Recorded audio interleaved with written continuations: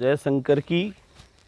नमः शिवाय शांताय वेद वेदांग रूपिणे यज्ञानां फलदात्रे च ज्योतिर्लिंगाय ते नमः। गुरुर्ब्रह्मा गुरुर्विष्णुः गुरुर्देवो महेश्वरः गुरुः साक्षात् परब्रह्म तस्मै श्री गुरुवे नमः। अज्ञानतिमिरान्धस्य ज्ञानाञ्जनशलाकया चक्षुर्मिलितं येन तस्मै श्रीगुरुवे नमः। ॐ ध्यानमूलं गुरोमूर्तिः पूजामूलं गुरुपदं मंत्रमूलो गुरुवाक्यं मोक्षमूलम गुरु कृपा। आज के विषय का चुनाव जो हुआ है वो गुरु की कृपा से गुरु के संदर्भ में ही वर्णन करने का हम लोग प्रयास करेंगे। गुरु वो तत्व है जो अवर्णनीय है। सात समझ की मसी करूं कागज लिखूं बनाए, कि सात समुद्र की स्याही कर कर करके और विस्तृत रूप से अनेक स्वरूप में अगर गुरु का वर्णन करने का भी प्रयास किया जाए ना, तो भी गुरु की महिमा को वर्णन नहीं किया जा सकता। गुरु अवर्णनीय है। फिर भी आप सभी सुधी श्रोताओं के और स्वांत सुखाय मैं मेरे गुरु के चरणों में अपनी श्रद्धा अर्पण करते हुए इस विषय को कुछ बोलने, इस विषय से संबंधित गुरु तत्व की जानकारी करने और लेने के बारे में हम लोग परिचर्चा कर रहे हैं। गुरु वो तत्व है जिनके लिए कहा गया कि ध्यान मूलम गुरु मूर्ति। गुरु वो मूर्ति है जो ध्यान का मूल है। ध्यान करते ही अगर किसी का आकार सामने प्रस्तुत हो तो वो सद्गुरु होना चाहिए। वो सद्गुरुदेव जब सामने आए तो ध्यान की पूर्ति है। और पूजा मूलम गुरुपदम, गुरु के चरणों की जो पूजा है वो सारी पूजाओं का सार है। मंत्र मूलम गुरुवाक्यम, गुरु ने जो कह दिया वो गुरु के वाक्य मंत्र रूप में सिद्ध हो जाते हैं। और मोक्ष मूलम गुरु कृपा, इस असार संसार में जो एक खेवनहार है सद्गुरुदेव जो है वो मोक्ष के मूल है। अगर गुरु की कृपा हो गई तो बार बार जन्म लेना, बार बार मर जाना, ये जो 84 लाख योनियों का परिभ्रमण हमारे धर्म दर्शन में बताया गया है, गुरु की कृपा से ही मोक्ष की संभवता है। आज चाहे इंद्रादिक देवता हो, चाहे प्रभु श्री राम हो, कृष्ण हो, परशुराम हो, सबने अपने गुरु के माध्यम से ही इस संसार को वस्तुतः जाना है, पहचाना है। वामन का जब सर्वप्रथम मनुष्य के रूप में एक बोना अवतार होता है, परिष्कृत अवतारों की श्रेणी में पहला मानवीय जो अवतार है वो वामन है। वो वामन भी वटु बनकर, शिष्य बनकर, ब्रह्मचारी बनकर अपने गुरु की संरक्षणता में उनके गुरु कौन हैं? स्वयं देवगुरु बृहस्पति ने उन्हें यज्ञोपवीत पहनाया है। स्वयं भगवती अन्नपूर्णा ने उनको भिक्षा दी है। भगवान सूर्य और माँ गायत्री उनके माता पिता बनकर उनका यज्ञोपवीत संस्कार करते हैं। माँ अदिति जो है उनकी प्राथमिक गुरु बनती है। भगवान कश्यप उन्हें मेखला प्रदान करते हैं। तो इस तरह से संसार का बोध कराने वाला प्रत्येक मंत्र, प्रत्येक जीव, प्रत्येक वस्तु, प्रत्येक पदार्थ, प्रत्येक स्वरूप जो है गुरु रूप है। वामन को गुरु मिले, परशुराम को गुरु मिलते हैं भगवान शिव के रूप में, जो उससे अगला परिष्कृत अवतार है। राम को गुरु मिलते हैं वशिष्ठ के रूप में, कृष्ण को गुरु मिलते हैं सांदीपनि के रूप में। तो आज गुरु की जो स्वीकार्यता है, गुरु तत्व ने कितना लाभ दिया है इस संसार को, ये स्वयं अवतारी पुरुषों ने भी अपने मायावी स्वरूप के द्वारा जो उन्होंने लीलाएं की हैं उनमें उन्होंने सिद्ध करने का प्रयास किया है।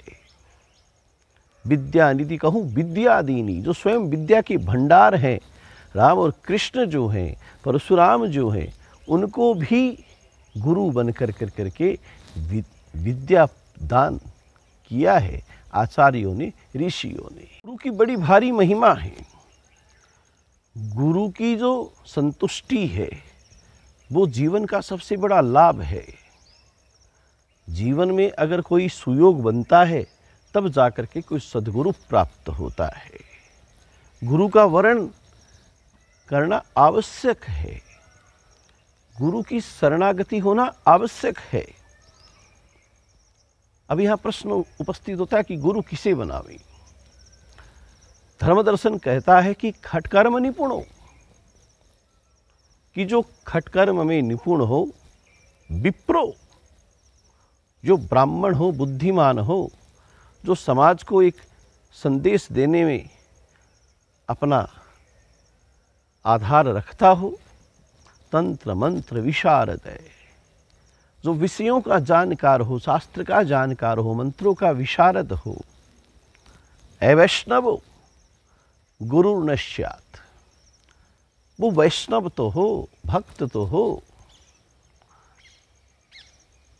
ऐसे व्यक्ति को गुरु बनाएं जो आपको जिस विषय की भी आप जानकारी लेना चाहें उस विषय से संदर्भित आपको सारगर्भित जानकारी और उन प्रश्नों के उत्तर दे सके। पानी पीना छान के, गुरु करना जान के। हमारे पूर्वजों ने कहा है कि आप जो भी पानी पी रहे हो उसको पहले छान लो, और जिसको गुरु बना रहे हो, जिसको अपना जीवन सौंप रहे हो, जिसके सहारे से आप भवसागर की नौका पार करना चाह रहे हो, उसको भी भली भांति जान लो, समझ लो कि गुरु ब्रह्मा, वो गुरु कोई साधारण नहीं है, वो गुरु ब्रह्मा का स्वरूप है। गुरु विष्णु, वो विष्णु के रूप है। गुरु देवो महेश्वर है, वो भगवान शिव हैं। त्रिदेव स्वरूप होने के बावजूद भी वो पार ब्रह्म है। उन गुरु की जितनी शरणागति, उनकी जितनी सेवा, उनका जितना आश्रय, उनका जितना अवलंबन किया जाए, जीवन उतना ही सफल हो सकता है। संसार में एक अक्षर का ज्ञान देने वाला व्यक्ति भी गुरु की तुलना में आ जाता है, गुरु के रूप में माना जा सकता है। एकमेवाक्षरम यस्तु गुरु शिष्य प्रबोधयेत्। अगर आपको किसी से एक अक्षर का भी ज्ञान प्राप्त हो रहा हो तो आपका और उसका संबंध गुरु शिष्य का संबंध है। पृथिव्यां नास्ति तत् द्रव्यम यद दत्वा चांद्रिनो भवेत। पृथ्वी का कोई भी ऐसा पदार्थ नहीं है जिस पदार्थ के द्वारा गुरु का ऋण चुकाया जा सके। गुरु माता पिता संसार में पदार्पित करने के हेतु है और संसार को जानने की, संसार को पार करने की अगर कोई शक्ति है, कोई स्वरूपता है तो वो गुरु है। और वो गुरु अवर्णनीय है। उन सद्गुरु का हम केवल आश्रय लें। आज शरीरम स्वरूपम तथा वा कलत्रम यशश्चारुमित्रम धनमेरु तुल्यम गुरोरंघ्रि पद्मे मनश्चेन लग्नम ततः किम ततः किम ततः किम ततः किम। आदिगुरु शंकराचार्य जी महाराज ने लिखा है, कहा है, बताया है कि शरीरम स्वरूपम, अपना शरीर सुंदर हो। क्या है इस सुंदर शरीर का? हमारे पास में अच्छी स्त्री है, यशवान मित्र है, सुमेरु के समतुल्य हमारे पास में धन है, हमारा पराक्रम, वैभव, कीर्ति सब कुछ है। लेकिन अगर हमारा मन गुरु के चरणों में अनुरक्त नहीं हुआ तो फिर कुछ भी नहीं है, क्योंकि ये सब पदार्थ नाशवान है। गुरु का जो संसर्ग है, गुरु के प्रति जो शरणागति है, गुरु का जो आशीर्वाद है, वो हमेशा रहने वाला है। दर्शन ये कहता है, वेद कहता है, श्रुति कहती है, हमारे ऋषि आचार्य कहते हैं कि खड़ंगादि वेदो मुखे शास्त्र विद्या कवित्वादि गद्यम सुपद्यम करोति। आपके मुख पर सरस्वती का ऐसा कृपा प्रसाद है कि खड़ंगादि वेदो, वेद के 6 अंग, मुखे शास्त्र विद्या, और सारे शास्त्र आपके मुख में निवास कर रहे हों। कवित्वादि गद्यम सुपद्यम करोति, आप में कवित्व शक्ति है, आप लिखने में होशियार हो, गद्य पद्य कर सकते हो। गुरोरंघ्रि पद्मे मनश्चेन लग्न ततः किम ततः किम ततः किम ततः किम। लेकिन अगर आप की वो विद्या जो आपके कंठस्थ है, आप में लेखन के, गायन के, कवित्व के सारे गुण भरे पड़े हैं, फिर भी अगर आपका मन अगर गुरु चरणों में अनुरक्त नहीं है तो संसार में कोई लब्धि आपको नहीं हो सकती। विदेशी सुमान्ये स्वदेशी सुधन्य सदाचार वृत्तेषु भक्तो न चान्ये। आपकी विदेशों तक ख्याति है, हर कोई आपसे मिलना चाहता है, जानना चाहता है। आप चारों ओर प्रसिद्धि, यश, कीर्ति से अनुरक्त हो, लाभान्वित हो। लेकिन अगर आपका गुरु के प्रति समर्पण नहीं है तो फिर संसार में आपने कुछ भी प्राप्त नहीं किया है।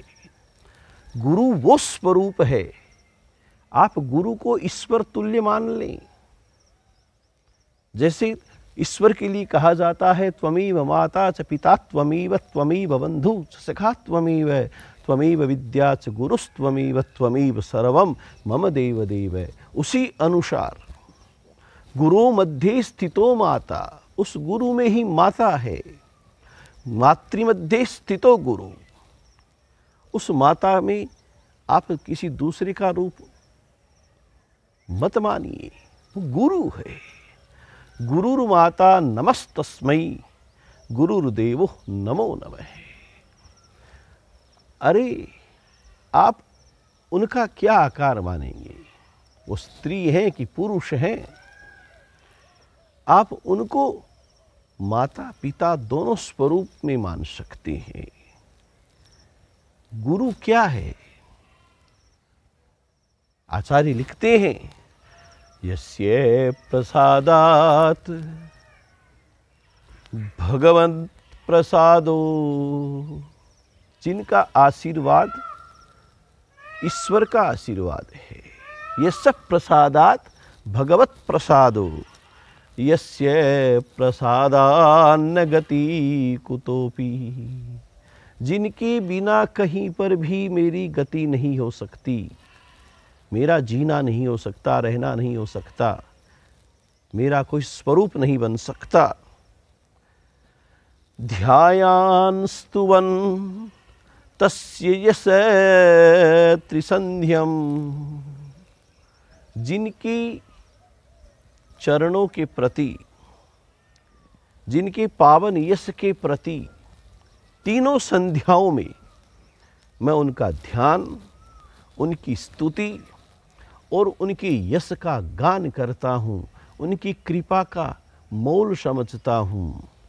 वंदे गुरौ श्री चरणारविंदम, ऐसे सद्गुरुदेव की, ऐसे मेरे खेवनहार की, मेरे पालनहार की जो चरण कमलता है, उनकी मैं वंदना करता हूँ, उनकी मैं शरणागति ग्रहण करता हूँ। तत्व है गुरु, वो स्वरूप हैं जिनकी तुष्टि से भगवान भी प्रसन्न हो जाते हैं। गुरु के बिना कोई गति नहीं है, कोई गोविंद से मिलाने वाला नहीं है, ईश्वरीय तत्व को समझाने वाला नहीं है। इनकी ध्यानता, इनकी स्तुति, इनके यश की चिंतनता मनुष्य को दिन में त्रिसंध्या स्वरूप में अवश्य करनी चाहिए।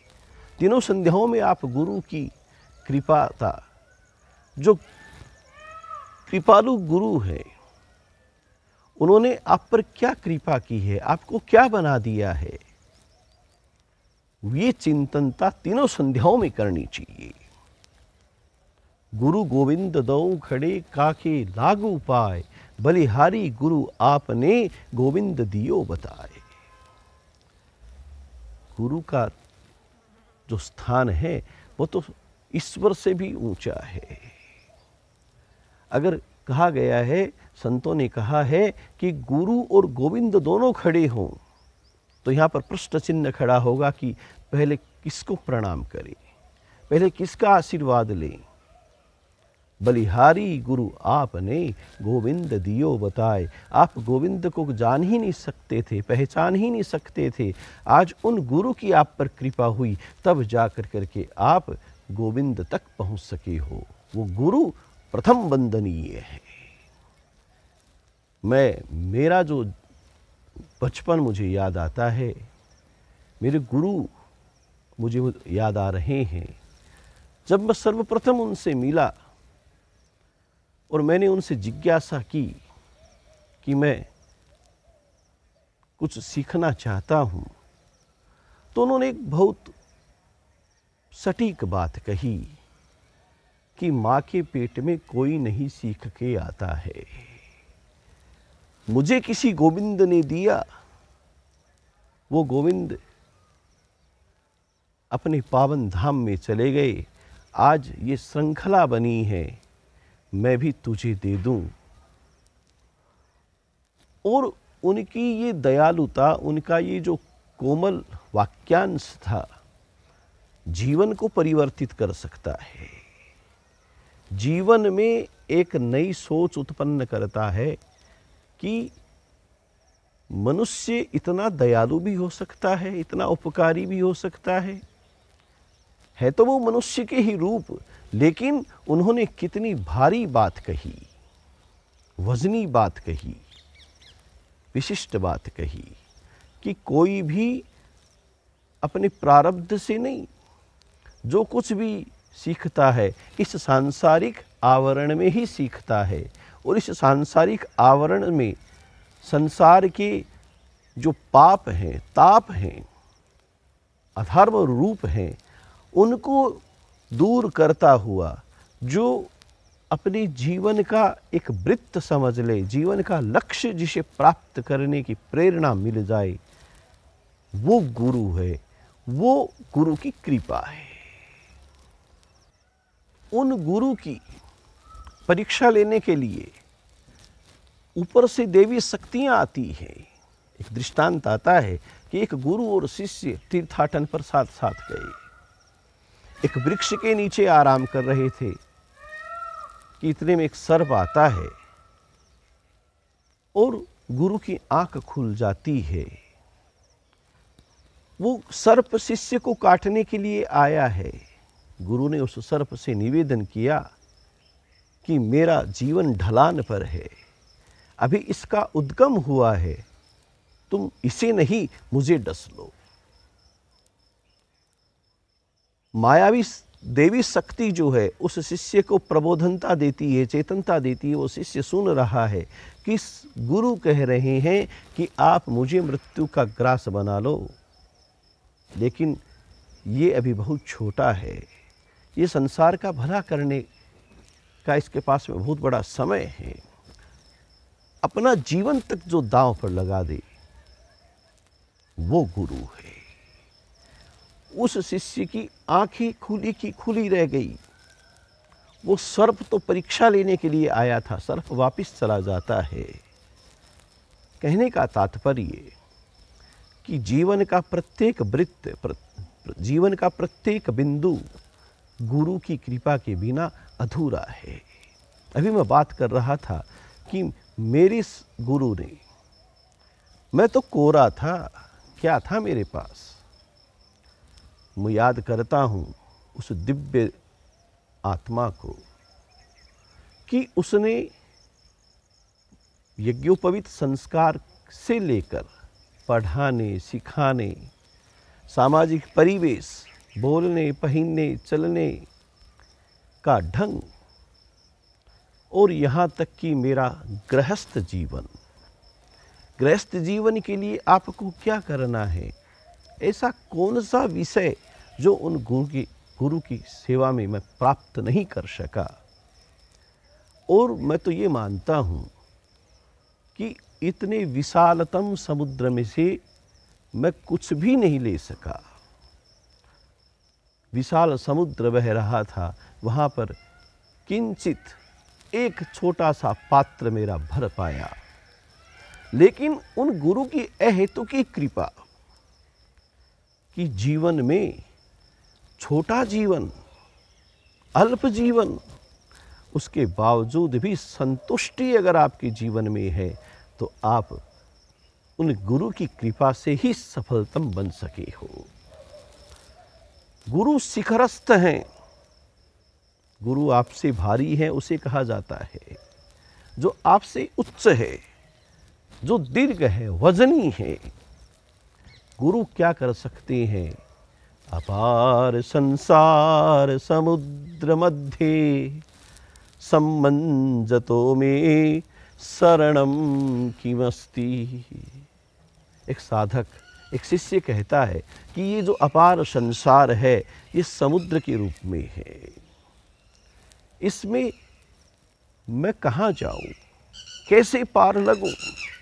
गुरो कृपालो कृपया वदैतत विश्वेश पादाम्बुज दीर्घनौका।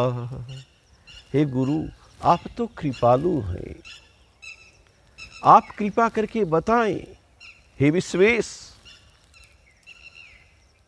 आपकी चरणों की आश्रयता लेकर उसको मैं भवसागर से पार होने वाली नाव बनाकर, दीर्घ नौका बनाकर इस गहन संसार समुद्र से पार हो जाऊं। वह नहीं होती, गुरु कब कृपा कर दे मालूम नहीं पड़ता। हमारे भागवत आदि ग्रंथों के दृष्टांत बताते हैं कि रहुगण को जड़ भरत के रूप में एक ब्राह्मण कुमार के रूप में गुरु मिल गए और उन्होंने भवाटी का वर्णन किया। रहुगण की आंखें खुल गई, रहुगण पश्चाताप करने लगा। परीक्षित को तक्षक रूपी जो मृत्यु है वो 7वें दिन डसने वाली थी, उस तक्षक के लिए एक नौका बनकर के आए हैं सुखदेव जी महाराज। दत्तात्रेय गुरु बने हैं यदुराज के। 24 गुरुओं की कथा आती है। कृष्ण जो है, जो अर्जुन के सर्वस्व थे, उन्होंने गुरु बनकर उस कृष्ण को गीता सुनाई है। वशिष्ठ राम के गुरु बनते हैं, उन्हें सर्वांगों की शिक्षा, वेद धर्म दर्शन शास्त्र की शिक्षा देते हैं। और जो स्वयं कृष्ण है वो उज्जैन जा करके अवंतिका पुरी नगरी में शांतिपनि के यहाँ शिष्यत्व ग्रहण करते हैं। तो इस तरह से गुरु से जो भेंट है, गुरु का जो मिलना है, वो बहुत बड़ा सौभाग्य है। गुरु के लिए भी आवश्यक है कि गुरु शिष्य का कल्याण ही चाहता है। गुरु यही चाहेगा कि सर्वत्र विजयम इच्छेत शिष्यात इच्छेत पराभवम, कि वो सब जगह विजय प्राप्त करे, लेकिन अपने शिष्य के पास में गुरु भी परास्त होना चाहता है। क्यों? क्योंकि गुरु ने सिद्धांत तय लालनाद बहवे दोषा ताड़नाद बहवे गुणा तस्मात् शिष्यंच पुत्रंच ताड़येत ननु लालयेत। अरे अगर लालन करेंगे तो ये शिष्य है वो बिगड़ जाएगा। उस शिष्य को कसौटी पर खरा उतारने के लिए, कसने के लिए बार बार उसे ताड़ित करना, और उसके बाद में उसमें जो गुण विकसित होकर के आएंगे वह एक श्रेष्ठ साधक भक्त और एक श्रेष्ठ शिष्य बन करके समाज को कुछ दे पाएगा। यह गुरु की सोच होती है। जय शंकर की।